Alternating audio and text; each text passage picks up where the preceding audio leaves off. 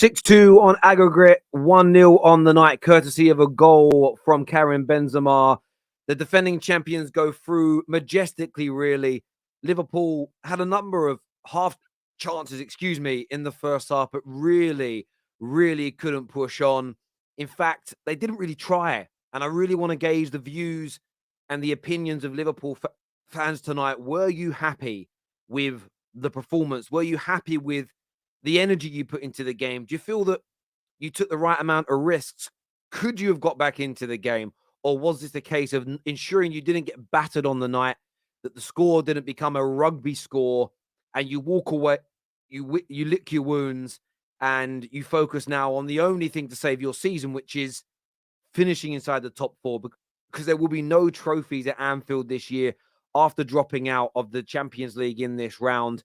I want your thoughts and I want your feelings. Make sure, I've got really bad hiccups. You hit the like button and you subscribe to the Football Terrace as well. Turn on the bell notifications. Give that a hit so you don't miss any content that we upload. For me, look, Liverpool fans may say this a little bit differently, but I'd be disappointed if I was a Liverpool fan tonight. I don't see the issue in losing 2 or 3-0 on the night trying to win.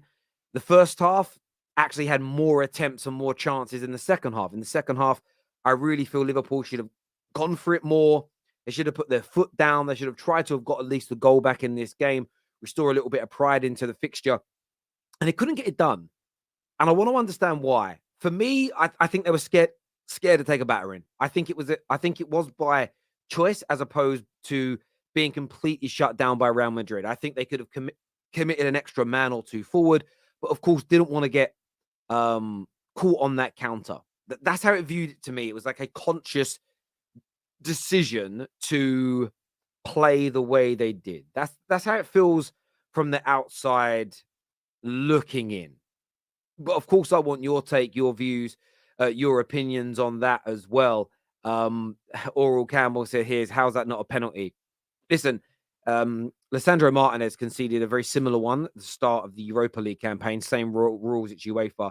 I'm glad that wasn't given as a penalty because it's never a penalty in an absolute million years. The beautiful game here says, Terry, they lost at Anfield. This Real Madrid led by the Don. Yeah, they lost the game, but I would have, look, again, I can only speak about it from what I would want my team to do. And that would be to commit. That would be to go for it. That would be to try and, listen, you lose 3-0 on the night, so what? But they were never going to get back into the game, not committing people forward. So I want to get people's views and opinions on that. Yes, I did saw Usherman scoring 2 more goals tonight. Klopp said, book the final tickets, is what Dyke says here. Yeah, he did. And I bet he regrets. Saying that now. Trent's passing in that game. Wow, they didn't believe. Yeah, Trent had another stinker tonight. Trent had a very, very poor game indeed. There's no doubt about that. Again, defensively chewed up. Some of his passing. There was a pass in the first half. He played into the middle, a suicide ball. Could have conceded on the counter. Just another poor night for him, really. And I'm sure Trent will get back to his best. I'm sure he will at some point. He's still very young. I think we forget that. But another night to forget, I feel, for the England right back there. Man said, book your tickets. I hope Jurgen has a refund policy, is what Jay says. When did he say that? Was it after they lost the final last year? Because I don't remember. I know everyone says it. I'm just intrigued to know when he said it. I'd really, really like to know. I wasn't expecting to win. Salah always under-hitting passes. Trent and Robbo always over-hitting crosses. Salah deserves to go to a club where they are serious about winning and not consistent underdog mentality BS, is what Elmin says. Look, I think you sound like a Liverpool fan saying that. Yeah, I wasn't expecting to win. So I get that. It was a poor night for Salah. It was a poor night for your fullbacks. They're not really the issue. It's about whether you invest in the summer. And I read a report in the Liverpool Echo today about how no Champions League football next year could be detrimental to the transfer window, especially as they're not selling the football club. And it doesn't look like they're getting any investment in as they may have been looking for. So, yeah, look, I think that Liverpool fans have got the right to be concerned about what's coming next, especially if they don't make it into the Champions League. Thank you for that super chat. Harrison here says, Terry, did you hear the commentator trying to say at least Liverpool have saved faith by not losing both games and 6-2 and aggregate? The protection for Klopp and Liverpool is sickening. Imagine this was United. Look, it's why people are growing tired of professional punditry, because it's flawed and it's biased, and you pay for it. So you want it to be impartial. And for me, listen, there was no face to be saved. I'll see what the Liverpool fans say, but they should have gone for it tonight. If they lost 2 or 3-0, so what? At least you went for it. Yeah, I did hear that. But that was coming from Steve McManaman. So if you were listening to BT Sport. So, of course, Maccas is going to back up Liverpool. He is a Liverpool boy. So top 4 not guaranteed. Brentford and Brighton won tonight. Of course, I saw that they won. And Liverpool's next 3 games, City, Chelsea, Arsenal. The next 3 games are everything now for Liverpool's season. Their season's over in terms of winning trophies, but they have to put themselves in a position to be able to win this one again next year. And that means you've got to win a couple of those games coming up. I didn't expect anything really. The tie was already done. I hear you, Omar. So you're happy with the approach tonight. It's good to hear from you, my friend. I hope you are well. KJ here says, all I'm going to say, that Timaka's handball was worse than Martinez's one, and yet one was given. Ref standards in the gutter, Europe wide. Yeah, neither should be handballs. And I don't even know why they checked it, to be fair. It had no, you can't even say for integrity, because goal difference at this point doesn't, if goal difference is part of the competition, then care about it. But there was no issue, even reason to check it. But I hear you, KJ. It definitely is frustrating. United fans would have been watching that frustrated. I get it. Terry, Champions League quarter-final draw predictions. I will do that when the panel, I'll star that one, and we'll do that when the panel comes out. We'll have a little chat about that. Excuse my hiccups tonight. I'm very, very sorry. Toothless performance by Liverpool, to be fair. Emptied the tank against United at home. Now that's nothing for the last 2 games. Look, that's why I can't wait to ask the Liverpool fans around how they felt about the approach. But it did have some chances. Gakpo had a header. Jota had the ball at his feet. There was a few mistakes. There's one in the beginning of the second half. Salah, if he played the right ball through to Darwin. So there was some opportunities tonight and some chances. They just were really poor in their execution tonight, Liverpool. Liverpool 0 trophies, United a trophy. Lovely season. Enjoy the Europa next year, is what Pricey's got to say. Real story is Brighton going level. Spurs next. Yeah, we'll be tackling that on the top 6 show on Friday, my friend. Don't you worry about that. Excuse me. Frankfurt fans saying trying to destroy the city of Naples. I saw video footage. So it was the Germans doing it, not the Italians. Yeah, idiot football fans for you, mate. Glad Chelsea went for it at last. Rather go out for it than go out for it than on a whimper, is what Gav has got to say here. Yeah, I'm genuinely intrigued to know what the guys have got to say tonight. Whether they should have gone for it and maybe taken a beating, or that kind of, I don't even know what the second half performance was. I don't even know. And that's genuine, because the first half they created opportunities, they had attempts. Second half, I thought I'd see more from Liverpool, but it didn't quite come. Here it says the heavy metal super press that defined them for the last 5 years was needed from the first minute, and it was absent. How can one man, Mane, leaving have such a drastic impact? I'll ask the boys when I bring them on in a minute, but I don't think it's just Mane leaving. You can't press like that with 37-year-old James Milner in the middle. You can't do it. It's impossible. They don't have the engine room in midfield anymore. They just don't, and it's gone. They never replaced Genie. Firmino, for some reason, at 28, looks a shadow of himself. They haven't replaced Jordan Henderson, even though he was missing today. They just don't have the personnel. They really, really, really do not have the personnel needed to play in that way. Jess needs to scare you. Yeah, these hiccups are a killer. They're a killer. They're doing my head in, if I'm being honest with you. But there we go. We're going to get Husam and Tom, excuse me, Ben and Rack out in a few moments to have their say on things. I'm just going to make sure I've done all the other I have done all the super chats I was going to put out. I'm going to say the one about the quarterfinals, because I want to ask the boys when they come, through. Yeah, thanks, Mama Flossie. I appreciate being laughed at. I know you're only kidding. I've actually, like, the first time in weeks, I had really bad chest pains after I finished eating earlier. I was like, oh, I don't want to stream with chest pains. I don't want to think I'm having a heart attack on stream. And then the hiccups came, and I'm like, this is all I need now. I can't hold my breath and talk, though. Do you guys want to see me hold my breath on camera? That'll be a bit weird and random. Enjoy your Coke Zero, Terry. Ha ha ha. I didn't even go and buy any. Like, I just, again, the jokes with the Coke cans of drink is done now.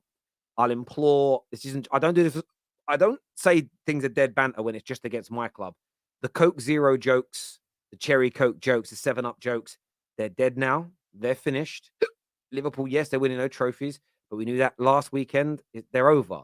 Like, the jokes, that once you've done the joke and it's got laugh, you don't keep doing it. You know, like a comedian does a tour, does the jokes, and then he stops telling those jokes and creates new ones. That's what funny people do. So if you're not funny, stop telling boring jokes, please. Whether it's about Liverpool, whether it's about United, whether it's about Tottenham, like, come on, think of something new, be innovative, or just don't try and be funny. That's what real men do. I don't know about little boys, but I'm speaking man stuff. Like, if you're out in a man's group and someone keeps telling the same joke, someone will give them a dry slap and say, hush your gums, bro. That's what men do anyway. Drink water, Terry. I've got some here. This has got apple cider vinegar in it. It's really good for digestion, but it's very sharp. I'm not going to lie. It's meant to be good for digestion. I was trying to help myself because I'm getting old. I need stuff to help me. I don't know what that squeak is as well at my voice. It's like I swallowed the dog's toy. I don't know what it is. Bite on a lemon. That helps. I'm not biting. I don't have any lemons here, bruv. I'm in the office. I'm in the studio. Like, I didn't bring any with me. But there we go. Right, I'm going to bring the panel out now. It saves me having to talk so much. Hit the like and the share button, people. Let's go. Welcome back to the show, one and all. Commiserations on going out. I think we kind of knew it was coming anyway. But Sam, happy with the approach tonight? Because you didn't really go for it in the second half like many thought you would. The commentators thought you would. Are you happy with the approach you took? Yes, I am. First of all, there is nothing for me to be upset about or angry about. This was over at Anfield. When we conceded that fourth and fifth goal, this was when it was over. Like, there's you wanting to try, and then there's you being realistic. With all due respect, we're not going to Vicarage Road. You know, we're not going Watford away. We're 3-0 down where we have to score 4 goals. We're going to Real Madrid, 14-time Champions League winners. They're not going to bottle a 3-0 lead. Look, the thing is, today, I didn't want us to have like a cricket scoreline, because today I was speaking to Arsenal fans and they're still angry. They're still upset at that 10-2 scoreline. And I didn't want that to happen. I really did not want that to happen, because those results, the 10-2, the 7-0, stuff like that, they stay forever. Like 10 years from now, people will still remember it. They still get angry. They'll still be upset at it, because it's just shit that you never want to happen. In terms of the approach, look, this is what a player this is the difference a player makes. I don't think the first game was 100% all Joe Gomez's fault, but we see today with Ibrahima Konate the difference it makes. Konate probably stopped Vinicius 5 or 6 times just on his own. Today had a fantastic performance. So today he had a great game for me, Konate, and this is the difference a few players make. And this is why in the summer, when we start shouting about transfers and stuff like that, we're shouting because we don't want these fine margins to happen again. We don't want the false depth. We want actual quality. Now, look, a month ago, when this game ended 5-2 at Anfield, we were out.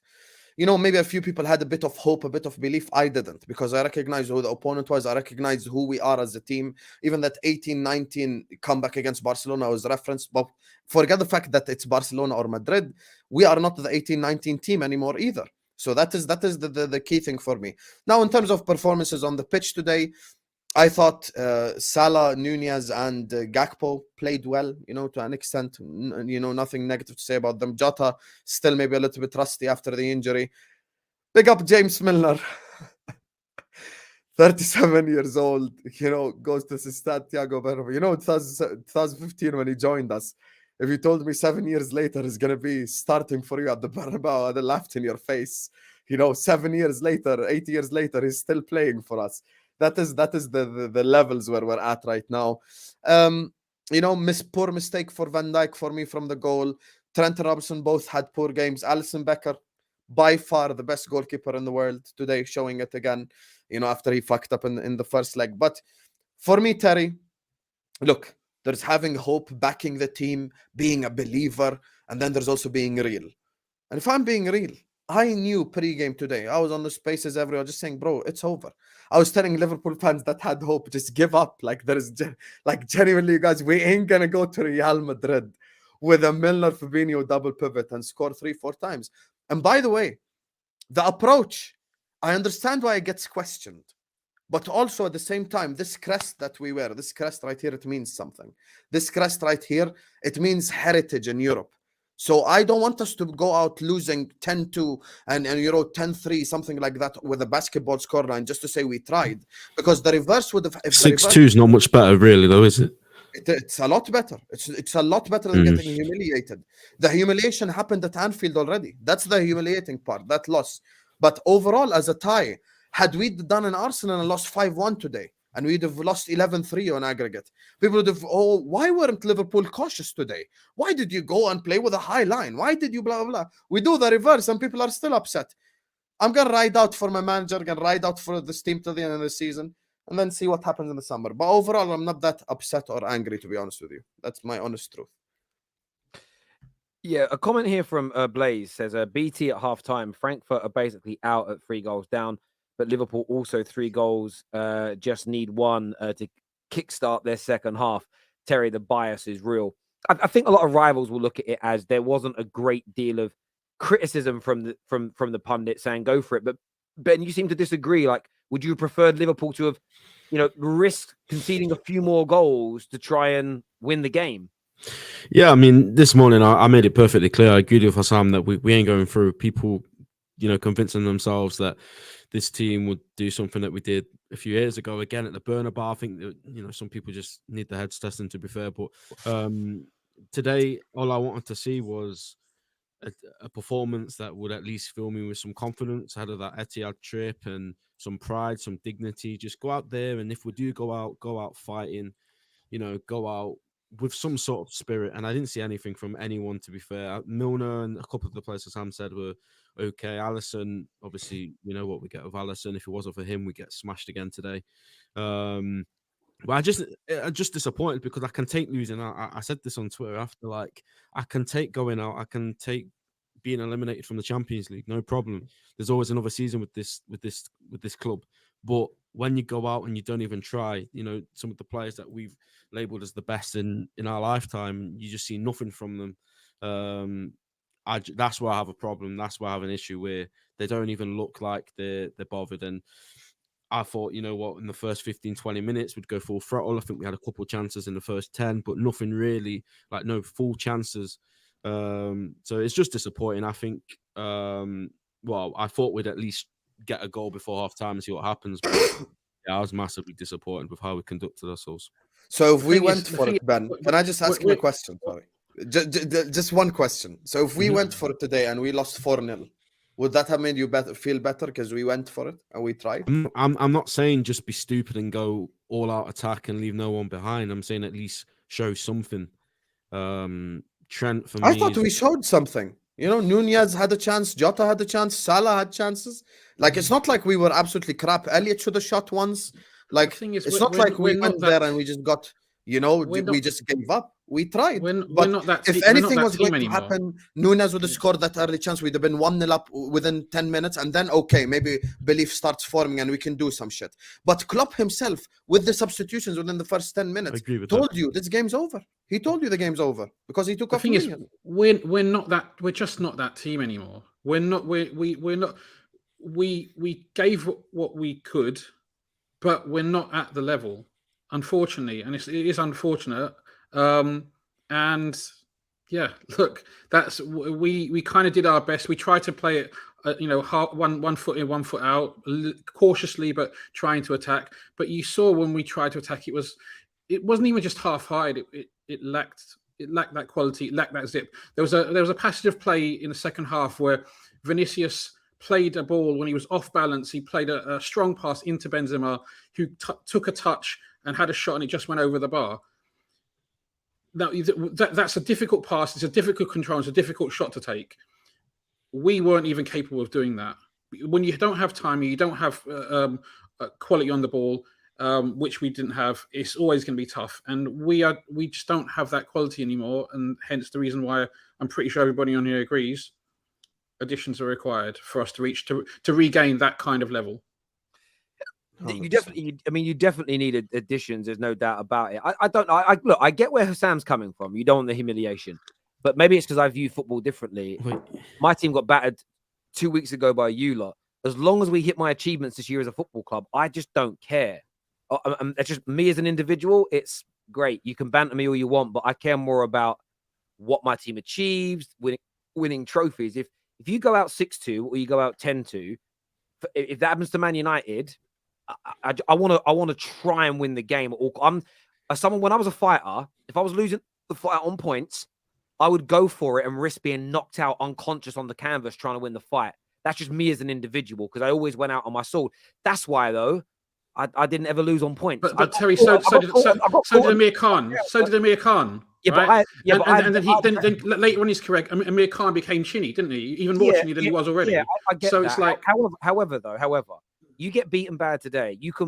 Amir Khan couldn't buy a new chin. You can buy new defenders. You can buy new midfielders. Amir Khan can't refurbish. We still have something to. We do have something to play for this season. We still have a possibility of getting. I don't think if you conceded 3 more goals tonight, do you think that would have ended your chances to win to get a top 4 position? What I think is we need. No, but it affects them negatively. We need every break we can get right now. We need everything possible. And if we're going to go out, I can understand why we tried to play a little bit cautious and see what happened. Look, if we had an opportunity or had a couple of good opportunities and we got a goal ahead or got to, then maybe we switch it up in the second half and take more risk. I don't understand though this idea. Wait, Tom, hang on. Are you wearing a Real Madrid shirt before you say anything? yeah.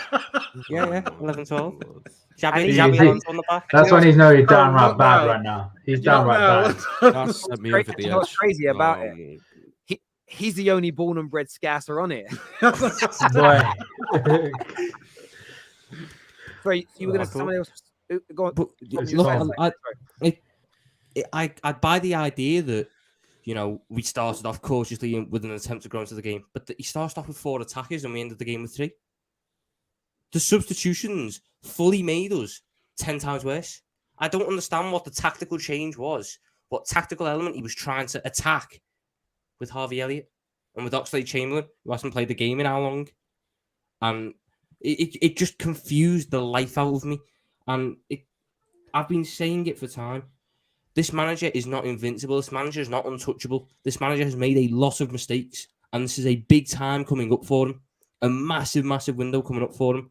And I've seen very little in the past 6, 7, 8 months to convince me that he's going to make all the correct decisions. And with the state that this club is in at the minute, from top to bottom, we can't afford many, if any, wrong decisions because we've went from right there to worse off than Brighton. I genuinely think Brighton are in a better state than us right now. 100%. And that's the sad thing. And we can point the things at the players because Trent was crap. Van Dijk was crap. Jota was awful. Fabinho was all right, which is not a very good thing because he normally plays bad when we do all right. Loads of players stunk. The only one who was good was Alisson. But it all stems back to the people who make the decisions. And Jurgen Klopp has to take a load of responsibility for this season. He's not invincible. You can still love what he's done for the club in the past and question his future. That's fine. Don't let people tell you it isn't. I don't think anyone's saying that Klopp is absolved for any sort of criticism. It's just whether we can see a future in any capacity without Jurgen Klopp, without it being better, with it being better. But I think you have every right to be disappointed. I think I would disagree though. We played a 4-3-3. We played 4 attackers and we still played a 4-3-3. Someone may make that make sense for me, because I was expecting a double pivot. I didn't see a double pivot. It was more or less 1 DM and 2 centre mids, and I was like, what's the point? What's the point? I thought this was the opportunity for Jurgen Klopp to show some different tactical nous that he has. Maybe do something that he did at Dortmund, but no, He went back to filling round holes with square pegs. It is difficult to fathom how he came up with that in the first place. And look, my patience is starting to wear thin with him. I'm a big Klopp fan. I want him to do well, and ideally I would love him to see out his contract. But some of the stuff he's doing, like tactically, he's just showing so much naivety, and I'm like, is this going to make Liverpool better? So are you saying it's 7 and up? 7 years and up? Is that what you're saying? It's the 8th year, Terry. Yeah, Oh, 8 shit. don't work. Fuck, that joke.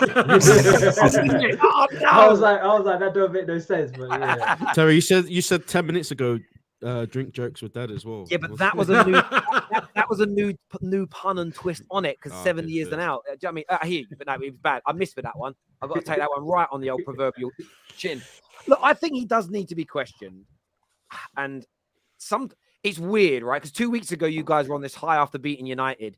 The only Liverpool fan who came on here who spoke sense, that said, everyone calm down, we're not very good, this might come back to bite us in the arse in the next 2 games, was Zayn, of all people.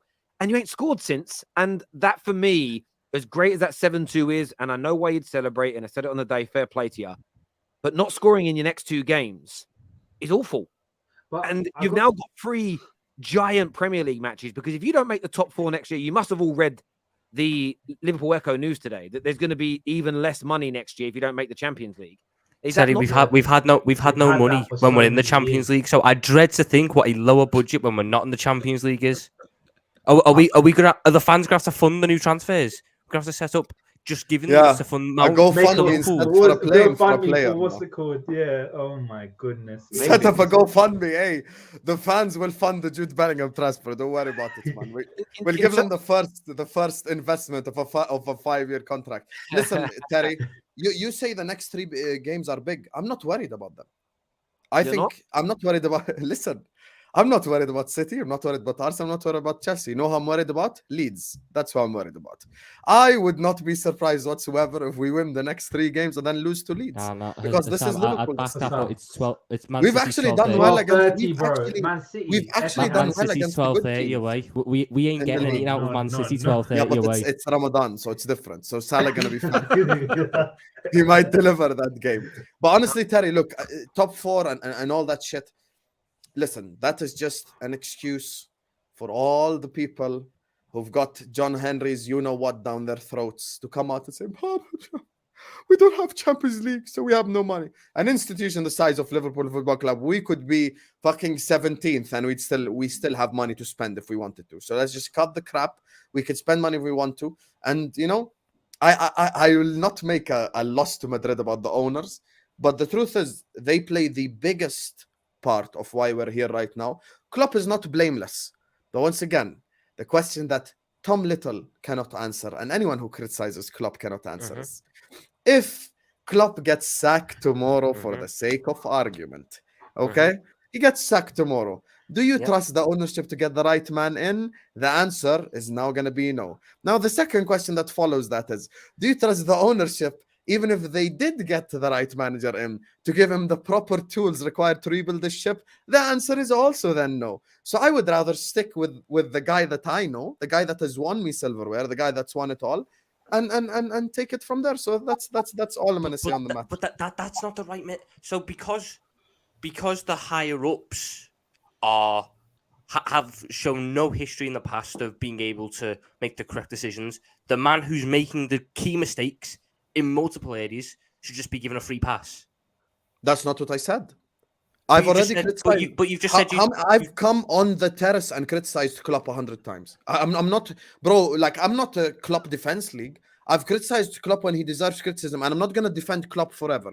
But for me, Klopp is this summer and this next season is where, you know, I might turn or whatever. But this season, I'm sorry, I just can't. But what are we expecting from Klopp this summer? What we expecting from? Because the common consensus is we don't want him doing the transfers. So then what's he going to do? What's he going to show me in the summer? Ruthlessness is what I'm expecting. I'm expecting him to change. But we're asking him to not be in charge of the transfers, either ingoing or outgoing. So no, but I'm saying ruthlessness need to show that ruthlessness. It's about collaborating. The reason why we've been so strong in transfers in the past is because everybody's been going in the same direction, pulling in the same direction. The recruitment team and the first team and the senior management, the analytics team, and everybody's been pulling in the same direction. And the rumors and the words coming out is that recently that hasn't been happening. If that hasn't been happening, then I am concerned. If they go back to understanding, everybody has to take a bit of responsibility for this season. That's both the analytics team, the recruitment team, Klopp, everybody. So if they all get a little bit humble and say, you know what, let's move back to what we were doing before that got us where we are, then I'll have more confidence. Honestly, we're the only team we've watched everyone else grow and evolve, and we've devolved. We've gotten worse. We've made ourselves worse off. We make 0 sense from top to bottom. Everything has gotten worse. The manager looks... His substitutions make even less sense. His tactics look even more stubborn. I like you said, Ram, it was a fourth... Cody Gakpo was right centre mid today. The man has played everywhere but left wing, which is the position he played all season long at PSV, which is where we bought him.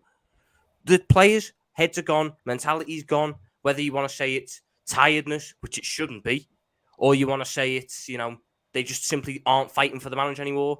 And if they're not fighting for the manager anymore, that is an even bigger issue than just, the manager's not very good. If the manager is running a risk of losing this dressing room, he's got to go. That's plain and simple. Because you never win that back. For anyone who is not on Tom's train, I'm on my own train with Liverpool because I'm a United fan and a rival. Yeah. But if you're not on Tom's train, what does Klopp do to fix some of this? Because he just doesn't look like it sounds mad. He actually doesn't look like he knows what to do next. From outside of his game plan, which is what he's used to, he's not been able to adapt to something new. And that is very worrying for a manager who is world class. Very worrying for a manager who's world class. Well, that also marries up, and I was going to put it up. It's a great segue, KJ, to this super chat that says, is Klopp tactically a good manager, though? He's done the same thing for the last 7 years and never adapted. He hasn't. High line, high press, and that's all he has. That's not true. Not entirely true. The first couple of seasons compared to now is a lot different. Like 2015, 16, 16, 17, and early parts of 17, 18, it was a completely different system. So when we say good, we've not changed. When he left. But the point is, the moment we started getting success, we've not evolved.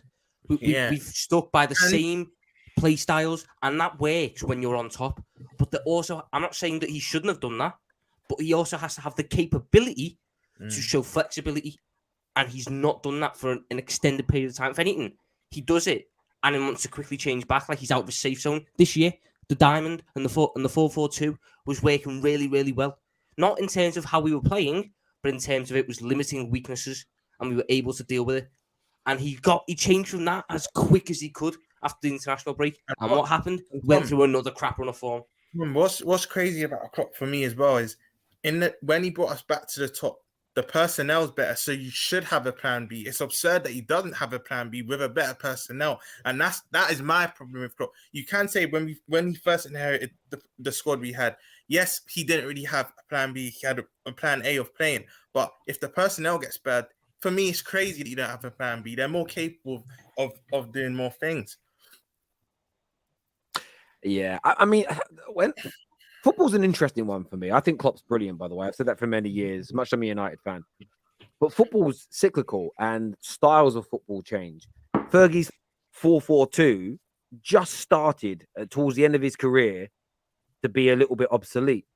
That's why Pep got the better of him when they played. I think if Fergie was around another 10, 15 years, as he showed over 40 years, he would have adapted and changed system and style and personnel. The way Klopp has made Liverpool work in terms of the creativity coming from your fullbacks, workman-like midfield, there needs that. Maybe it's just there's one or two things that's either stopped working because most of the top teams now are using more inverted fullbacks as opposed to overlapping fullbacks. Maybe it's more about having more guile in the midfield. It's either Klopp's got to change how the team plays, or the players aren't working for him. Because your squad, games like Real Madrid might be better than you. You not winning the league and City winning it may happen. But the teams that have outperformed and outplayed you this year, pound for pound, player for player, do not have better teams and squads than you. They just don't.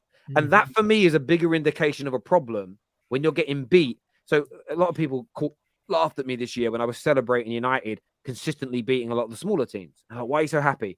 Because we ain't done that for a decade. Because we've not had the systems in place. So for me, and it might be 6 of one and half a dozen of another. Maybe half the players have just bored or had enough.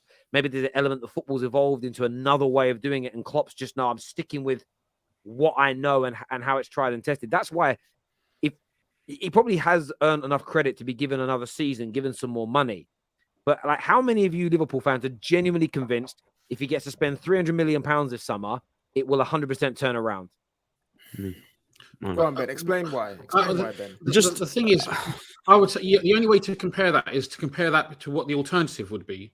Like, who else do we look? Who else would we trust to spend 300 million? I don't know. We have no idea. All I know is that Klopp has proved in the past that he's a world-class manager. He has proved in this at Liverpool that he can build a squad. He hasn't proved he can rebuild a squad, but not many managers have, because that requires staying at a team for like 10 years, 7 years, 8 years, and not many managers manage to make it to that point. I'd rather gamble with Jurgen Klopp than gamble with an unknown. You're what are you saying, Ben? You saying the same thing? Yeah, absolutely. And I think when a manager's done so much, and you can say it's in the past or whatever, but if you think about it, obviously the COVID season was just a nightmare for a million different factors. But if you take that out of the equation, this has really been our only blip. And of course, we're a million miles away from what we know we can be and what we want to be. That's for certain. But I just feel like until we at least see the investment behind Jurgen Klopp, because we're talking hypothetics like, oh, look at what he's changing or what he's not changing. And to be fair, I think he has. I've seen a few changes, to be fair. I don't see why people are so like persistent with this. He's not changed anything. We brought in Nunes, who's a striker that he's never worked with a player like him in his career. He's brought in Thiago to replace Gini Wijnaldum, who again was completely different to that sort of player. So he has tried to adapt this team and change little things here, there, and everywhere. But the problem is when you're not giving him that 250 a window like what other teams get, there's only so much you can do season by season. And with these owners, that investment's only going to come if we lose our best players. And if we sell Mo Salah in the summer to fund 2 or 3 players, that's obviously going to cause outrage as well. So I just feel like Jurgen Klopp, unless he's fully backed, I'm sorry, you can go in game by game like today. I called him. As soon as he made that, someone took Nunes off. I put on Twitter Klopp with a facepalm emoji, because I was absolutely shocked by that decision to take off probably our most dangerous forward at the minute. I think everyone would agree on that. But what I don't agree with is thinking that there's somebody, and Tom, this ain't a dig at you, but the Sporting Lisbon manager, Thomas Tuchel. No, it isn't. It isn't dig at you. No, Tom. it is, but it's not just Tom saying these things. That's what I'm trying to say. Like, it's not just Tom saying these things.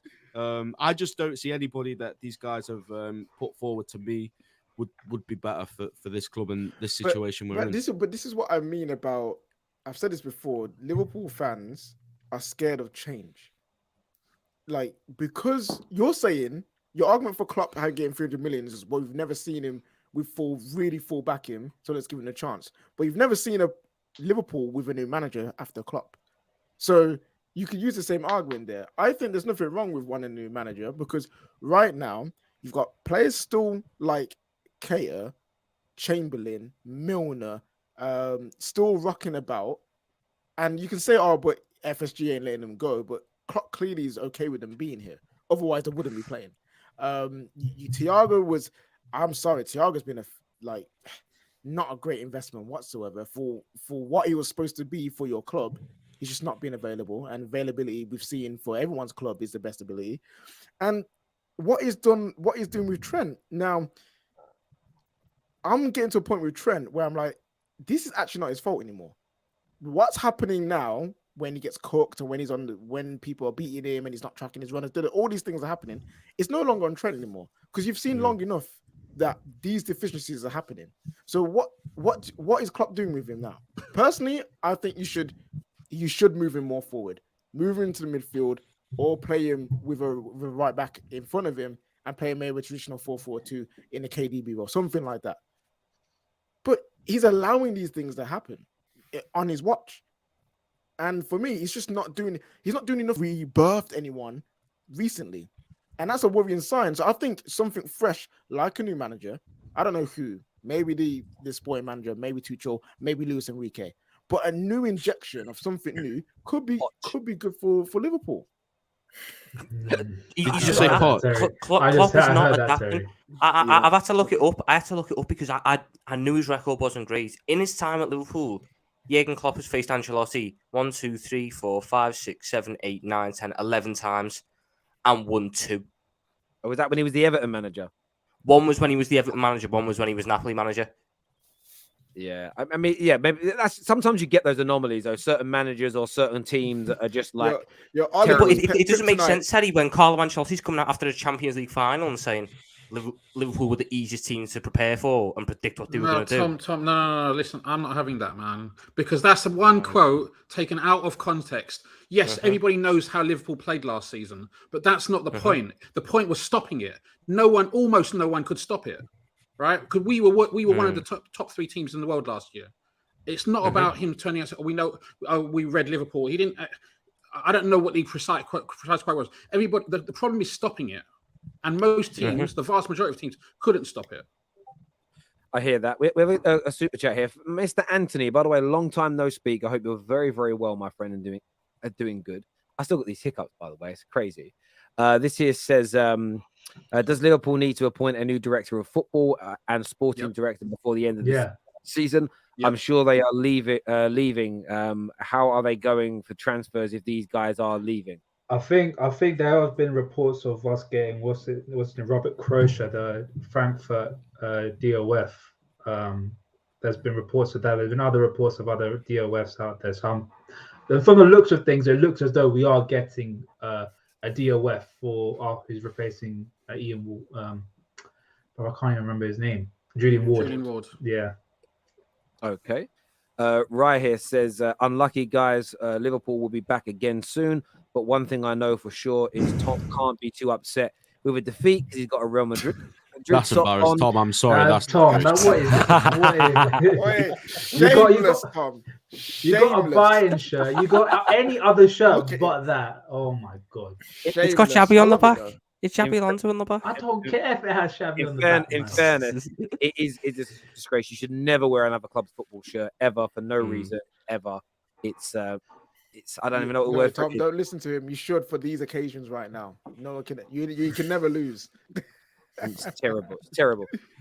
Liverpool need Mason Mount in midfield, is what OG Turbo Jesus says. You know what? Yeah, I'm not gonna lie. I'm for it. It would work. I'm not against it. He would cook. That's all I'm saying. The wages, the money, bro. No, man. That's the only problem, Ram. But I think talent-wise, I'm for it. But they'll store us, English tax, all that stuff. But I think he is the perfect fit in the Klopp team. I know the cliche thing is, just because the player can run, shouldn't it be a Klopp player? But I think we will get a better tune out of Mount than Chelsea have in the last 18 months. I truly believe that. Because you'll have a set position for him and a set role. And he has creativity. He's got goals. He can score goals. He can get assists. Like, it's not like he can't do that. I'm telling you now. Basically, Mason Mount is Henderson 2.0, who still isn't better than Henderson 1.0 for certain managers. But Henderson is your greatest ever Premier League captain. Most successful Premier League captain. So here we go again.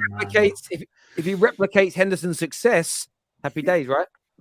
Mason Mount does not move the needle. What would you rather? Would you rather Mason Mount have Gerrard's success or Henderson's success?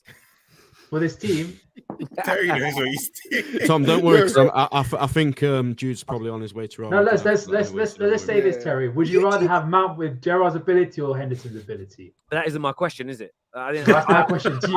I'm going to do a Piers Morgan here. I'm going to do a Piers Morgan here. This is my show. I ask the questions. Answer them.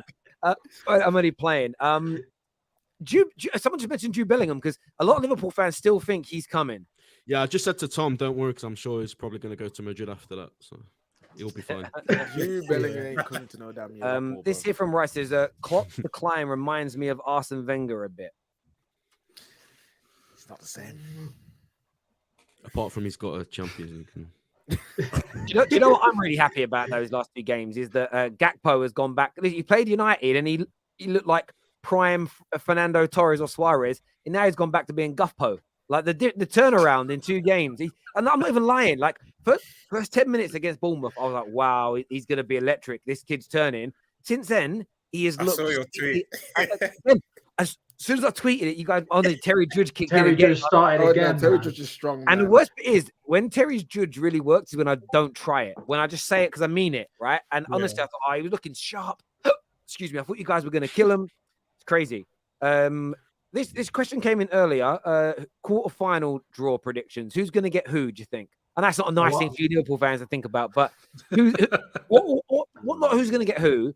What games would you like to see in the quarterfinals? I want Napoli, Bayern City. versus Real Madrid, bro. I want Napoli City. Bayern Real Napoli Madrid. City I agree. would be I agree. explosive. I agree. That would be Napoli Napoli City. City, Chelsea, Benfica. Just so What? Benfica. could go I on can it. just say we I are think falling off Benfica so could bad. do We're sat here something. I predicting think- the Champions League quarterfinals. What are we doing? Like, Bro, We don't play till April 1st. I actually Nah, don't. you know- do you know how what bad it is? is? I don't want to talk about Liverpool anymore. I don't want to talk about Liverpool anymore up until the next. We need Chelsea Napoli. That's what we need. To No, start. no, no. As long Chelsea- as KJ, Enzo KJ, linked. KJ, you don't understand the Enzo linked to storyline. KJ. You don't understand. If Enzo forced a move from Benfica after 6 months for 105 million, threw his toys out the pram just to get knocked out of the Champions League by Benfica. But Now we think know they're about not it. getting knocked No, out. no, but KJ, think about it. You got Benfica are Napoli, in form, you know, they're a you good got team. you got Benfica, Chelsea. You got Man City, Napoli, Bayern, Real, and you got the Milan derby. That's a sick What? No, quarterfinal. one thing I'll say- That's You that. know what? Milan derby would be You know good. what? The draws You know back what? to Milan. And do you know what's great about what Ram says? Sorry, Rob. What's great about that is if you then saw Bayern and/or City go out, it just opens up. I mean, in fairness, Yeah. this year Hmm. I don't see one outright favorite. But Bayern No. Munich and City are the best two teams left in it. But even Real Madrid tonight, and even against you, yes, they beat you 6-2, but they're not infallible.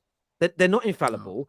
Bayern Munich are not infallible, and we've seen City in the Champions League. They can be got at. This champion, I think it's going to be really exciting. But I like your draw. I love. Sorry, Roms, you were going to say something, brother. I was gonna say I'm not gonna act like I watched the full 90 minutes yesterday of the Inter game, but based on the highlights I saw and over the 2 legs, I think whoever draws Inter Milan are most likely to progress to the semi-finals. No, AC That's why you got AC Stinky versus Milan. Stinky. No, AC Milan and Inter They are smell. they both stink. You know what I mean? They both smell rancid. So See, if they get that's the each thing. other, I would boy. have loved if Inter were good and I could have Romelu Lukaku knocking Chelsea out. But it's about picking which one I can go for. I don't even think that's he started that's the at thing, moment. Tom. As long as the English sides go out, then I'm fine. Yeah, Yeah. I'm even worse than that now. I've gone one way from hate. I don't want anyone who's got 2 or more Champions Leagues winning them anymore because I don't want anyone that's on level with us or ahead of us pulling away. And I don't want it's like I'm what I care about. You know, I said the other day, like, I genuinely mean this, so I'm saying it now. I care more about you having 6 Champions Leagues over us than beating a 7-0. If God said to me now, Terry, in 10 years' time, you'll have 7 Champions Leagues and Liverpool have 6, but you've got to get beat by Liverpool 10-0 every season in the league, I'd probably take give me it. that. Because Give me to that. me, Of the course he would. the trophies Probably, matter. he definitely would. Yeah, that's what I mean. The trophies matter more than results. So I want I want Napoli to win it. I don't think Napoli have ever won it, right? No, this is No, this never, might be never. the first time in the wait. Napoli to win it with just one. It's great. It's great for them. They'll then lose all their best players. They're not going to go on some mad run and win 2 or 3. I can't deal with anyone with more than us or if Chelsea get the 3 and equal Man United's total. I won't. Yeah, that means Terry, you don't want That would be Benfica to do it. Wait, either, who's 'cause I swear who's they closest might- to us? Is they're it on AC two. Milan? They're Yeah? on 2. Yeah, AC Milan Milan- on 7. 7. AC Yeah. Milan's got 7. Yeah, Who's- then- Hang on, but Bayern Munich must be on 6 as well. They've got no, 6. they're on. Bayern Right. Munich on They're 6. 6. They're Yeah, 6. so you guys really Not don't like with want us. Madrid, Bayern, or AC to win it because they'll all either go ahead of you. Yeah. Or, I mean, no one wants Madrid winning anymore because then none of us are catching them in our life. You know, it will be dead when if they ever get caught. It's crazy. So yeah, Inter can't win it. you either. can't You Napoli. can't stop Madrid. That's the issue. You can't It's stop Napoli. that amount of heritage. On Inter tied with United on 3. Yeah, Inter are tied with Yeah. United with 3. I think it's just Napoli haven't won and probably they Benfica won 2. probably Yeah, Terry, deserve you it. want They're the Benfica best. to win the Champions League? Napoli have only won Serie A twice. They've only won Serie A twice. No, but Napoli. Benfica would have. That was in I swear, Maradona's more than day. United then. No, they have Yeah. 2. They have They got- two right now. They have 2. They'd I meet, thought so they had they'd get up to 3. I mean, they must have won those in the Eusebio kind of days. That must have been a long I mean, time Yeah. ago. a long Winning time that. ago. Kind of in the best era as well. Yeah, it was around them. Yeah, them yeah. days. Eusebio was a player. Oh But no, yeah. Chelsea can't win it. I'm with you. No, If Graham Potter wins the Champions League, I'm with him. No, Tom, If Graham It's Potter, gonna be it's gonna be a leads the long season summer with the for all of Champions us. League. It's gonna be a long summer for all of us. Wait, It's gonna be Tom, so long. tell all of Those you, are- I have been Graham Potter's lawyer for 2 years, bro. I will be eating good. Thank you very much. Tom, Not You know for what, we're United, Chelsea fans. but man. no one That's can fine. banter me about Potter. I feel like. the Oh Owners are no, with because them, Mount's though. price will go up and we'll buy him for Tom, 60. Tom, we had Graham. Can you, we can had you Graham imagine Potter to Mason, us. can you imagine a player like Mason Mount with 2 Champions Leagues, and I bet he scores in the final or something as well. He 100% will do it. Yeah. Money Mace will turn up.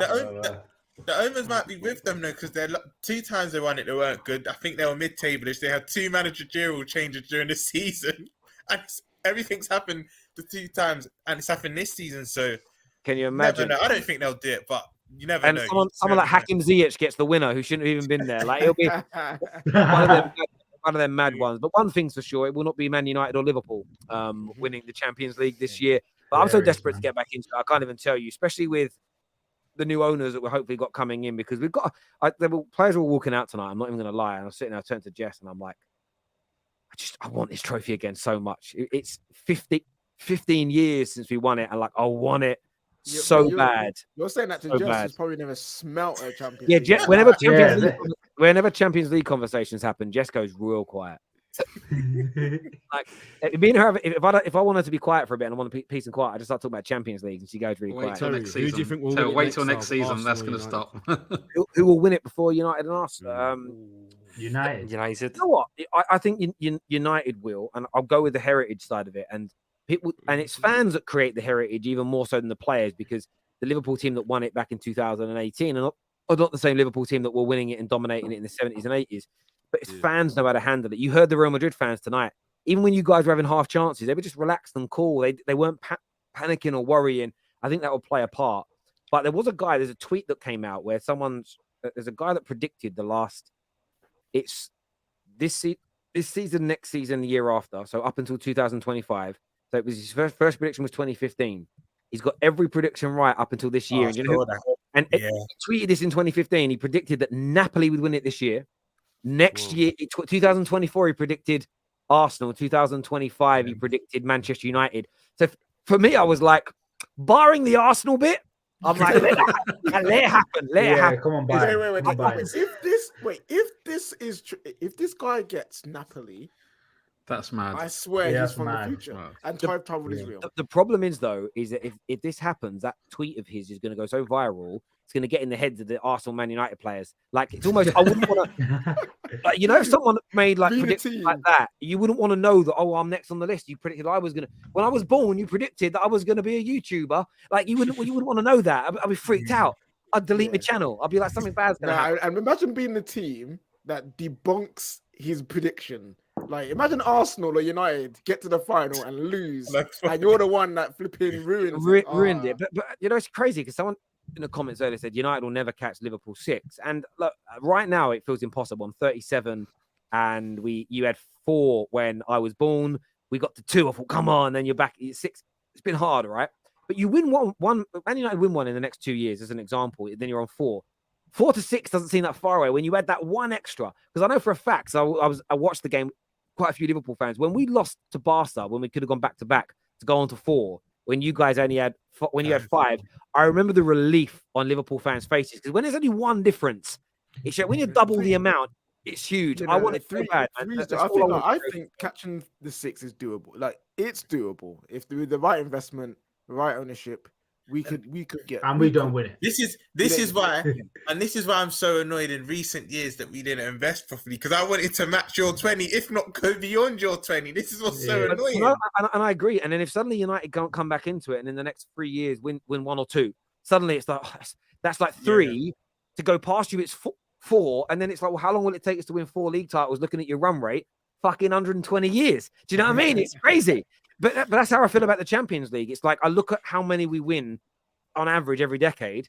I'm going to be about 107 to match you. So what we need is those quick fire, like where you win 2 in 3 years or something, and then we've got a chance. That's all I want, honestly, as a football fan. Before I die, I couldn't give a shit about records, nothing. I want the most Prems, most FA Cups, most Champions League, most League Cups. Then you're unchallenged. And I just want some new signs, man. I just want some new players in the midfield. I don't even need trophies. I just want some. No one is chatting to Real Madrid in the Champions League ever. Like, it don't matter. Yeah. It's never happening. I just get the feeling that with Madrid, the moment anyone gets close, they'll just go, right, okay, hold on a minute, and then bang, bang, bang, and the back of hit by loads. Yeah. What's this here say? Picture this: Friday, Ineos have talks with United at the time that the Europa League draws us versus Nice. Yeah, can you imagine? Well, UEFA are going to allow us to have, like, they're going to allow joint ownership now. You can already see it. And then these billionaires are going to start buying up pure European clubs. And listen, I don't mind if PSG want to become our feeder club. Great, do you know what I mean? They're only a little piddly tiddly league anyway. But listen, if we get the Qataris, don't write off Mbappe to United. With all these reports, Terry, about the ownership leave, I'm feeling it. It's starting to feel good. Have you read this here? Tom wearing a Real Madrid top, disgraceful boy, modern fan. Oh, it's you. You tweet me most days, tell me how I'm on toxic. How I'm a disgrace on Toxic Terry's channel. Hello, mate. Toxic Terry. Toxic Terry. I'm a joke to the fan base as well. It's better than what one guy called me the other day. He made his own meme, right? And it was Jay for the in-betweeners, and it said clickbait wanker. I love it. So I told him I was going to shaggy, but yeah, maybe one day. Arsenal team. Oh, hang on. Arsenal team. Everyone sees now. Sorry. The Arsenal team everyone sees now is like the light version of our team. Y'all can see a great team of youngsters when you add experience to it. Terry, you know what? What I'll say, Terry, is I remember when we used to chat, like, I don't know, 3-4 years ago, and we used to say when Man United were, you couldn't see a light at the end of the tunnel for Man United. And I remember saying we were good. We were on the cusp of being one of the best teams in the world, if not the best team in the world at that point. These things can turn around quick in football. Mm-hmm. If you get the right signings and everyone is pulling the right direction, the fans are happy, and everything is working in the right direction, well behind the scenes, we could be back next season with the right players coming in. But similarly, it could be a hell of a lot further down if the wrong players come in, because then how do you get rid of those players? The proof is in the pudding. We've already done it, haven't we? Alisson, Fabinho, Van Dijk. Those three players took us from finishing 4th to getting 97 points. Arsenal fans last season and the season before were saying Liverpool is the template. Liverpool is who we want to copy, and that was only last season. Yeah, right? You're right. And now they're the template. Everyone needs to be like them. It's true. And look, United aren't challenging for the title this year, but everybody predicted mid-table to like 8th, 3rd in the league, won a trophy. And I think most people, I believe this. United they'll buy well in the summer with new owners, and we will challenge for the Premier League title next year. There's no. I was told you was in a title race 2 weeks ago. To be fair, sorry. Only by dickhead United fans. To be fair, salty rivals. Yeah. For me, I must have got called out on about 10 shows back to back. You're in a title race. I was like, we're in a title push if Arsenal and City have a little collapse. That was all I said, and that's how I felt. But I was saying that those United fans they set us all up for failure. And what's his name? Gary Neville weren't any better by continually goading the Arsenal fans. But anyway. Chelsea did it with Di Matteo in 2012 when they were bad in the league, finished 6th. Di Matteo was also a manager who replaced a sacked manager, just like Potter has. Can you imagine? It would actually be three times repeated for Chelsea if they did it again. But they sacked a manager mid-season, and the new guy has won it. Like, to do that 3 times in 11 years would be crazy. No one else has ever done that. That's going to be panicking for his job next year. That's all that when he start worrying. He should just retire if he wins it. Yeah. I don't think Chelsea have the defensive unit that they have in the past, and that's the reason why I don't. Especially without Badiashile in the Champions League, Kalidou Calamity. He's going to mess up at some point. Okay.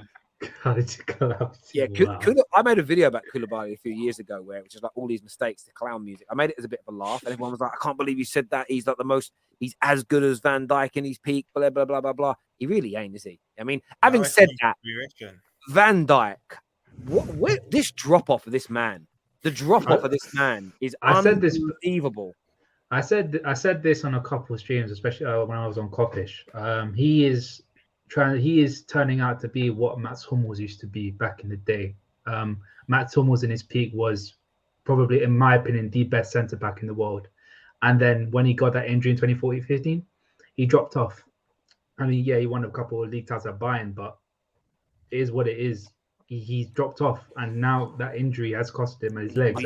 We don't help ourselves though with it. Obviously, no one should have, and especially the medical staff who aren't exactly great. But anyway, the medical staff and the coaching staff should not have expected Virgil van Dijk to return back to the physical levels that he was beforehand. So you almost have to adapt the rest of the team around that if you want to keep Virgil van Dijk in there as a mainstay.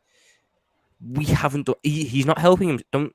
This is not me defending Van Dijk, because half the stuff he's doing is off his own back, because he's lazy, because he thinks he's got this aura around him and people are just going to worry and panic, and it's crap. But we haven't helped him either by keeping the line as high as it is, constantly asking him to run back cover every time there's a ball over the top. There has to be a mutual ground where we meet up, and the line has to be dropped. It's plain and simple. The line, we are actually better off when the line's deeper. Our attacks are better and our defense is better. When we go too high up, where our line is too high up, we just end up compacting everything into about a 10-yard section, and then we just waste everything. At least when it's deeper, everything's more spread out. It doesn't even have to be that so deep. Terry's alluded to it many times. So have I. Even if it's just 5 yards deeper, it will make a world of a difference. It doesn't even have to be basically so deep. We only have to drop a few yards, and it will just make a world of a difference, honestly. Yeah. Rio Ferdinand says something tonight, so I'm not going to plagiarize and pretend it was me. Could have done, but I won't. Where he turns around and about Van Dijk, where he says, sometimes in your career, things don't go to plan. But when you look at the great centre-backs like John Terry, Stam, Vidic, company, I don't remember those players having a season off or big periods in the season where it wasn't going well.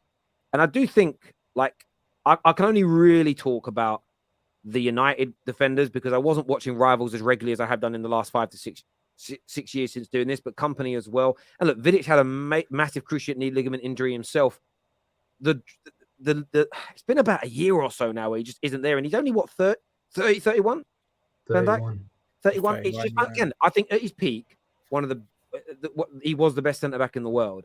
I think why he's going to catch so many strays with this though is because of, again, you know, he said earlier, United fans that went on that mad run, title race, going over the top. I think the Liverpool fans, after 18 months of him being brilliant, were like, best Premier League centre back ever.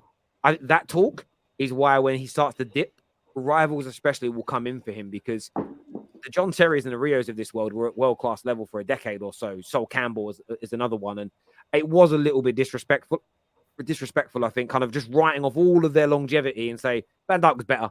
At his pomp, like he could hold a candle to all of them, but the longevity element needs to be there. And as a Man United fan, I'm glad to see him falling off, because the guy was impossible to get past, impossible to beat. But the drop off is, it's so noticeable. And as you say, maybe it is all down to that injury, but it's definitely there. This Dan B says, whoever said Van Dijk is the best centre back ever is an absolute clown that doesn't hold a glove to John Terry or Rio.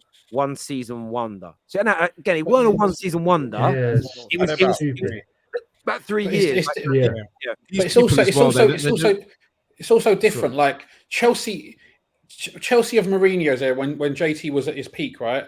They weren't playing a high line like we play a high line, right? If you had to, if JT had to defend JT, don't get me, Carvalho was incredible as well. So they had a great combination. But if JT and Carvalho are defending on the halfway line, it's a totally different story. Like football now is not comparable really to football in 2005. You make a great point, because in modern day teams had to press, they're very gung ho, they had to win the ball as high up on the pitch. And back then, around the 2005 era, you're right. Teams weren't really the only bad Ferreira and Cole at that point. It's not like Ferreira and Cole were like bobbing forward as marauding fullbacks. The way they used to play is completely different. If you ask Van Dijk to sit back in a low block, who knows? Maybe he'd be better, maybe he'd be worse. Teddy and Carvalho had Sen and Makaleli in front of them, shielding them, stopping attacks before they'd even get that far sometimes. We've got Henderson who's standing there going, oh, by Chesich, who's 17. To be fair, when Henderson was at his best, Virgil was also at his best as well. So I think the midfield definitely helped. The only added package to that is the only time John Terry had a bad moment was under AVB, when he did play a sort of a high line, and he had a really, really bad spell with it, and he was like, "No, I can't do that anymore."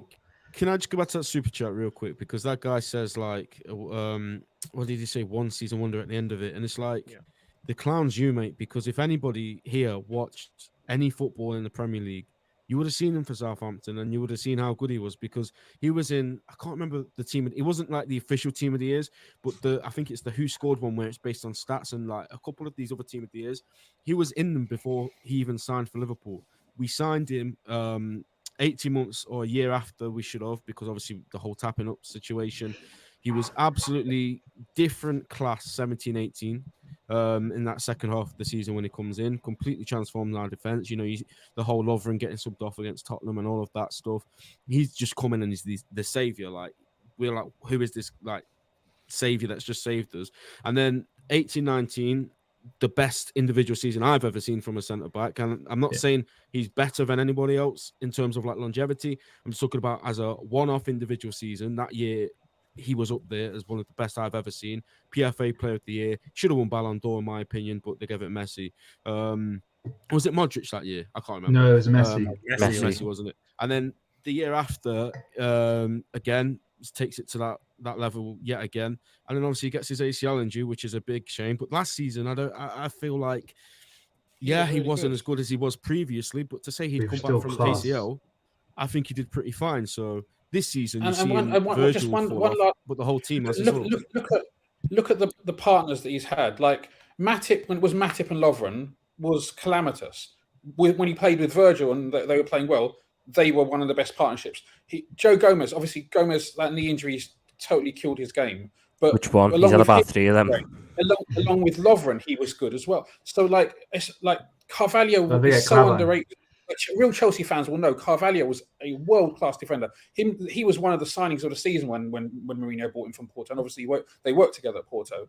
So Van Dijk has played alongside pretty shaky centre-backs historically, and been the leader that's brought them all together. And I don't think that can be underrated. But look, I mean, we're going into a different conversation. Well, listen, all I'm saying is, if Lisandro Martinez wins the Premier League with Man United, him and Van Dijk are in the same conversation. That's all I'm going to say. He needs a champion. He needs a Champions League and an FA Cup and a League Cup. And a second place in the Ballon d'Or behind Messi. He has got a World Cup. He's got a World Cup. He's got a World Cup. He's got a World Cup. How many games did he play? That holds more weight. The World Cup. Don't worry about the Champions League. He played enough games.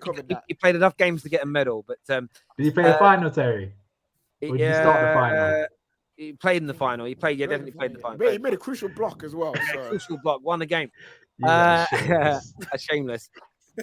The history books are not going to check back on whether he's a sub or not in 30 years' time. That's John Terry had Carvalho. Vidic had Ferdinand. VVD had Gomez and Matip. I will say this though. For about 2 years, people were telling me how great Matip was. So I don't want to hear revisionism on how good Matip was. And it was about a year period where everyone was praising Van Dijk and everyone's like, nah, Matip's been the main guy. So let's not rewrite it too much. To be fair, Terry, as well, there was a year period where we were all praising Gomez. So. The thing is, you want to go with the VVD argument, if you want to just say Lovren.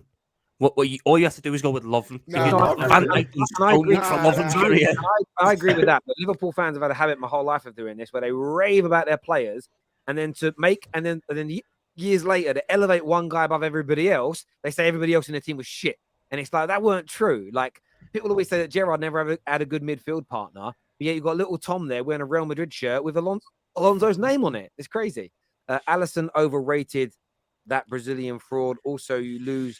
Liverpool fans want Klopp out after one bad season.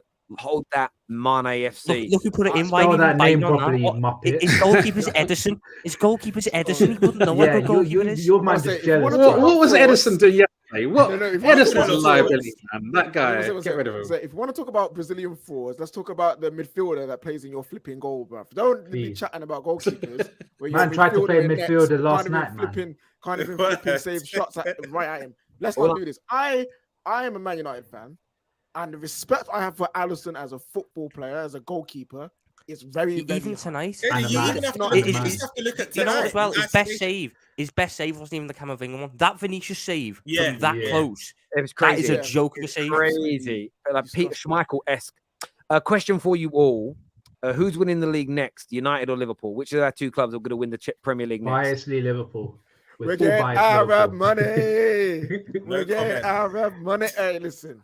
If we get that, honestly, when we get that money, I'm gonna do a show where I'm gonna go to the shop and get some oil, and I'm gonna oil myself up on camera.